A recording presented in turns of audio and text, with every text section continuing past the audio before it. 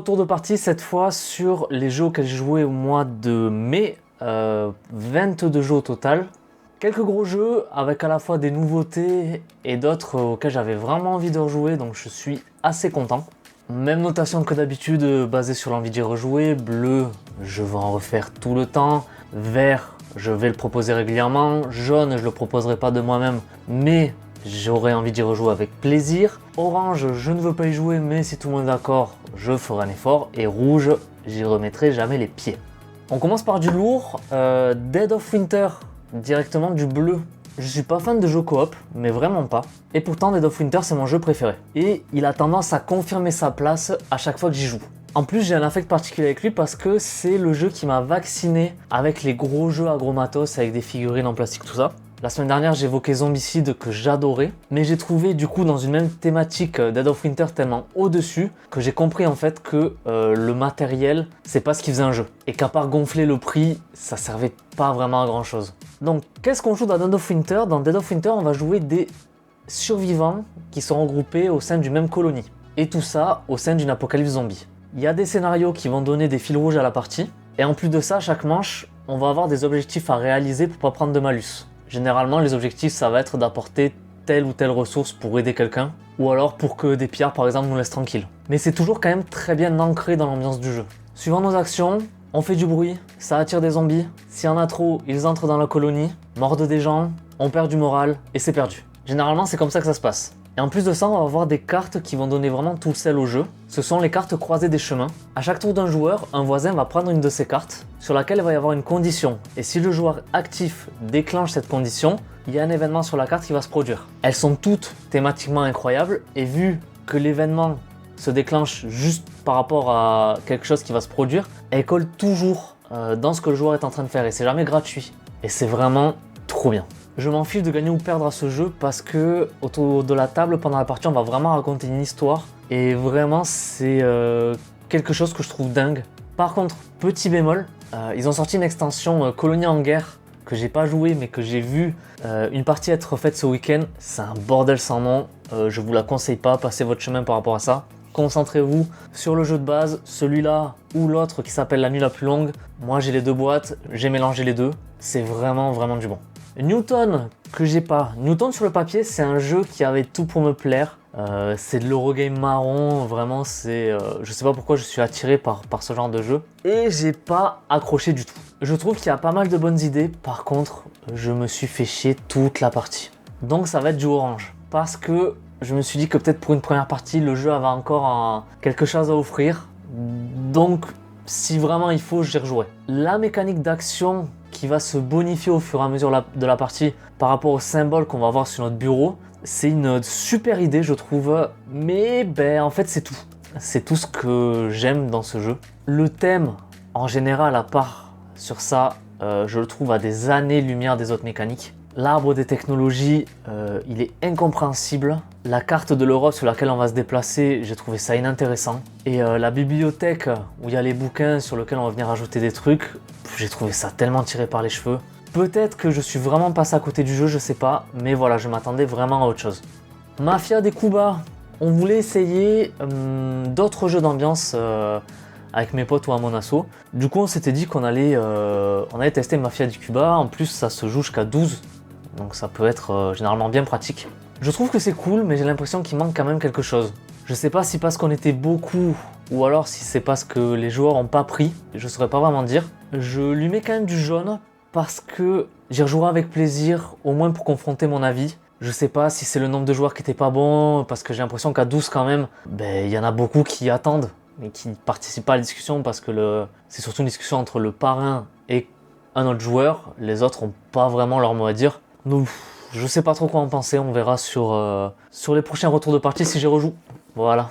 Santorini, un excellent jeu de placement à 2 joueurs. C'est très simple, ça s'explique vraiment en 30 secondes. Ton tour, tu te déplaces, tu construis, point. Le but c'est d'arriver au 3e étage. Ça se joue même avec des enfants. Seul souci, je trouve que certains pouvoirs sont très déséquilibrés. Et du coup j'ai l'impression que sans les pouvoirs, j'en ai un peu fait le tour. Donc ça va être du jaune. Si on n'a pas beaucoup de temps et qu'on va faire un jeu à 2, je le proposerai. Si on est plus de 2, je jouerai pas à ça. Et si on a plus de temps, je jouerai pas à ça. Mais bon, du coup ça sera très situationnel. Mais ça n'empêche que je trouve que c'est un bon jeu. Juste, mon envie d'y rejouer n'est pas forcément là. Distilled, que je n'ai pas mais que j'ai été très heureux d'essayer. Distilled, c'est un jeu où on incarne un fabricant d'alcool. Thématique plutôt originale et qui, je trouve, colle extrêmement bien à la mécanique. Mécanique qui, elle, fonctionne très bien. J'ai trouvé le tout assez fluide. J'ai beaucoup apprécié ma partie, donc je vais lui donner un vert, parce que j'ai quand même assez envie d'y rejouer. En plus, dans ma partie, je jouais très RP. On a un personnage au début qui va nous donner une recette signature par rapport à notre personnage. J'avais un Écossais qui avait une recette de whisky. Donc dès que j'ai eu les équipements et les ressources nécessaires, voilà, je me suis concentré sur du whisky et pour plus tard pouvoir faire ma recette signature. J'ai pas gagné, mais j'ai apprécié jouer comme ça. Et je trouvais que le jeu s'y prêtait bien, donc je me suis beaucoup amusé. Le matos est cool, les cartes sont jolies. Par contre, je me pose vraiment des questions sur sa rejouabilité. Si je me trompe pas, il va y avoir une course aux objectifs pendant la partie, ces objectifs qui vont changer suivant les parties. Mais j'ai l'impression que niveau rejouabilité, c'est tout ce qu'il y a. En plus, à part cette course-là, j'ai l'impression qu'il y a très peu d'interaction entre les joueurs. Donc j'ai l'impression que toutes les parties vont plus ou moins se ressembler et que les joueurs seront à chaque fois trop dépendants du tirage de cartes qu'il y a sur le marché commun. Mais voilà, je veux pas rester sur un premier avis, j'ai quand même envie d'y rejouer. Donc j'espère que ça se fera assez vite. Bonfire. Bonfire, c'est pire que Newton, je trouve. Il y a des mécaniques cool. Par contre, j'ai rien compris à la thématique. Vraiment rien. Il y a des tuiles à placer dans notre zone pour débloquer des actions. On a un bateau qui va aller deal en deal sur une carte pour remplir des contrats, pour récupérer des objectifs. On va récupérer des statues pour les amener dans des portails de lumière. Il y a des cartes avec des gnomes ou des gobelins qui vont nous donner des pouvoirs. Sincèrement, je sais pas ce que j'ai fait pendant ma partie. Et du coup, voilà, j'ai pas vraiment envie d'y rejouer, donc ça va être du orange. Avalon. À première vue, Avalon, c'était une chouette alternative à Secret Hitler, jeu auquel on joue beaucoup. Mais je trouve que c'est quand même long pour beaucoup moins de fun, j'ai l'impression. J'ai eu des parties où certains autour de la table n'ont pas joué du tout. Et juste voter pour savoir si une mission a réussi ou pas, c'est un peu moins intéressant. Et la thématique arthurienne, ça me branche un peu moins. Et Résistance aussi, du coup, je pense que malgré une thématique qui pourrait un peu plus me convenir, je pense que ça apportera pas ce qui me manque au jeu. Après, je me dis que c'est peut-être aussi qu'on n'a pas encore trouvé le nombre de joueurs idéal. Mais je sais pas, disons que dans le genre, de toute façon, je préfère Secret Hitler. Donc voilà. Turing Machine, un jeu de déduction de code. Je vais pas vous en dire plus parce que je serais incapable de l'expliquer comme ça. Et puis beaucoup de gens l'ont déjà fait. Par contre, ce que je peux vous dire, c'est que je trouve ça vraiment trop bien. Un bonbon vert. Le concept est ouf, je trouve. Le matos est ultra quali. Il y a une courbe de progression qui est donnée avec ce que je vais appeler des énigmes qu'il y a dans le livret de règles, qui permet d'arriver au dernier niveau qui sont vraiment ardus. Cette courbe de progression, je la trouve vraiment cool. Voilà un bon petit jeu rapide avec beaucoup de prises de tête. Il en faut de temps en temps. Turing Machine. Elton Palace, un jeu à 2 joueurs de gestion d'hôtel de monstres, disons, où le but ça va être de ne pas perdre en premier. Chaque tour, on va accueillir des monstres dans son hôtel qui vont avoir des besoins assez exigeants, disons. Sauf qu'au fur et à mesure que notre hôtel va se remplir, on ne pourra pas satisfaire tout le monde et au bout d'un moment, on va forcément se casser la gueule. Et donc voilà, le but du jeu, c'est de ne pas se casser la gueule en premier. Je trouve la thématique vraiment très cool. Par contre, je pense même problème que pour d'autres jeux à 2 joueurs, ça va être du jaune parce que dans ce format-là, je préférais, je pense, toujours sortir autre chose. Ça, plus le fait que les iconographies des cartes des monstres sont vraiment pas claires. J'ai fait pas mal de parties et à chaque fois, je suis obligé d'aller dans le bouquin de règles pour vérifier ce que telle icône est censée faire. Je trouve ça dommage.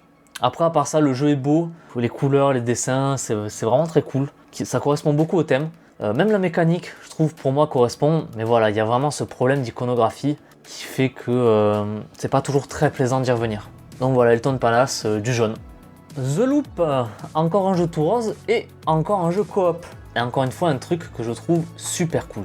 Le thème est assez original. On a le vil docteur fou qui essaie de mettre le boxon dans l'espace-temps et on va devoir contrecarrer ses plans en renvoyant tous ses clones dans les époques dans lesquelles ils viennent. Thématique plutôt originale, je trouve. Le design aussi, que ce soit des personnages ou des objets, très anguleux, très colorés, j'adore vraiment. C'est super stylé, les personnages qu'on a sont tous asymétriques. Par contre, effectivement, petit défaut vu que c'est du pur coop, qu'on n'a pas d'objectif personnel, il peut y avoir cet effet où on va avoir un leader qui va dire aux autres quoi faire, les choix les plus optimisés. Et c'est quelque chose qui me gêne, encore une fois, dans les jeux coop. Surtout que, généralement, le leader, vu que c'est mes jeux et que je les connais, c'est moi. Et j'ai l'impression que mes potes, des fois, ils s'amusent pas vraiment. Parce que moi, je vais comprendre à leur place, c'est pas vraiment amusant de faire ce qu'on te dit de faire. Mais voilà, si on arrive à éviter cet effet-là, c'est un super jeu. Joan of Arc Orléans alors, c'est pas un flip and write parce qu'on n'a pas de cartes, c'est du pioche, c'est un truc and write. Et c'est un genre de jeu que j'aime beaucoup, mais c'est vrai que j'y joue très peu car c'est le genre de jeu où il n'y a pas trop d'interaction. Et le fait de devoir cocher des trucs sur des cases, c'est pas très sexy pour la plupart des gens. Et il faut dire que Joan of Arc Orléans, c'est entièrement ça. Mais du coup, personnellement, j'adore, donc ça va être du vert. On ressent vraiment le feeling du jeu Orléans, donc si vous aimez les trucs and write et le jeu Orléans de base, vous avez très peu de chances de ne pas aimer Joan of Arc. Il y a pas mal de petits combos à faire suivant ce qu'on coche, il y a des cartes qui vont permettre d'améliorer nos actions, des actions qui vont petit à petit devenir de plus en plus fortes. Ça se joue vite, je trouvais ça vraiment très agréable, donc je conseille à tout le monde au moins d'essayer Joan of Arc Orléans. Praga Caput Regni, un excellent Eurogame je trouve avec énormément de bonnes idées. Même si je me suis fait littéralement rouler dessus, j'ai adoré ma partie. Il va y avoir beaucoup de tension, surtout à la fin, vu qu'en fait on fait très peu d'actions. Donc il faut vraiment essayer d'optimiser chaque truc qu'on va faire. Le système de roue d'action qu'on va prendre et qu'après qu'on va remettre dans la roue et du coup qui va coûter plus cher, je trouve que c'est vraiment une excellente idée. Il peut y avoir quand même pas mal d'interactions sur cette roue parce que tu vois quand même assez clairement ce que les autres veulent faire. Donc tu sais quoi leur piquer. En plus d'actions sur la roue, on va avoir des bonus qui parfois vont... on va préférer prendre une action plus chère pour avoir un meilleur bonus. Voilà, je trouve que c'est vraiment un petit truc bien. En plus, même si je sais que c'est très personnel, je trouve le jeu très beau. Même si je comprends que certains ne peuvent pas aimer, ça reste un peu fouillis sur la table. Après, c'est vrai qu'à part sur la roue d'action, il n'y a pas énormément d'interaction. Après, comme c'était ma première partie, j'ai préféré me concentrer sur ce que je faisais moi, plutôt qu'essayer d'aller bloquer les autres. Donc à voir sur les prochaines, si c'est possible. Donc je préfère pas m'avancer là-dessus. Mais à la prochaine, j'y manquerai pas. Donc voilà, Praga Caput Regni du vert. Dinner in Paris, un jeu de gestion, de construction de restaurants et de terrasses. Juste le thème, je trouve ça plutôt cool. Même si ça casse pas trois pattes à un canard, je trouve ça quand même assez sympa. C'est joli, ça se joue rapidement. Même si je trouve un petit truc dommage, c'est que les restaurants, ils ont voulu faire des pièces en 3D pour que ça ait plus de gueule sur le plateau. Ça bloque un peu la vision sur les terrasses. C'est un peu dommage. Par contre, un truc où je ne m'y attendais pas, c'est qu'on peut avoir vraiment beaucoup d'interactions. On peut venir se gêner en commençant à construire les terrasses devant les restaurants des autres. C'est assez fun, il y a des objectifs qui nous poussent à nous orienter. Ouais, en vrai, j'ai beaucoup aimé ma partie, je sais pas quoi trop dire de plus. Je lui mets quand même du jaune parce que je suis pas sûr que je la ressortirai si on me le demande pas. Sauf si ça serait pour essayer l'extension avec les food trucks. Que par curiosité, j'aimerais bien essayer. En plus, elle a l'air assez cool. Donc voilà, du jaune, mais c'est quand même pas mal. Revive, l'un des jeux que j'avais le plus envie d'essayer ce mois-ci. Et je pense que le fait d'avoir autant d'attentes sur un jeu, c'est pas vraiment une bonne idée parce que j'ai été un peu déçu, on va dire. Je trouve pas que c'est mauvais, loin de là, mais il y a quand même beaucoup de trucs qui m'ont un peu frustré dans le jeu. Dans Revive, on joue des survivants qui vont réexplorer le monde pour tenter de survivre. Thématiquement, c'est un truc qui me parle, même si je trouve que c'est assez plaqué sur la mécanique. Et justement, thématiquement, je trouve qu'il y a trop de trucs. Le plateau personnel, qui est énorme et qui est difficilement lisible. Les 3 arbres de techno qui sont imbriqués les uns dans les autres, c'est cool, mais voilà, c'est très compliqué à s'y retrouver. En plus de ça, on va avoir du deck building, on va avoir du placement sur le plateau principal, de l'exploration, des tuiles qui vont venir améliorer nos actions avec nos cartes, des objectifs au bord du plateau à aller chercher, des artefacts pour augmenter le nombre de points que nos missions nous rapportent, des héros asymétriques, il y a trop.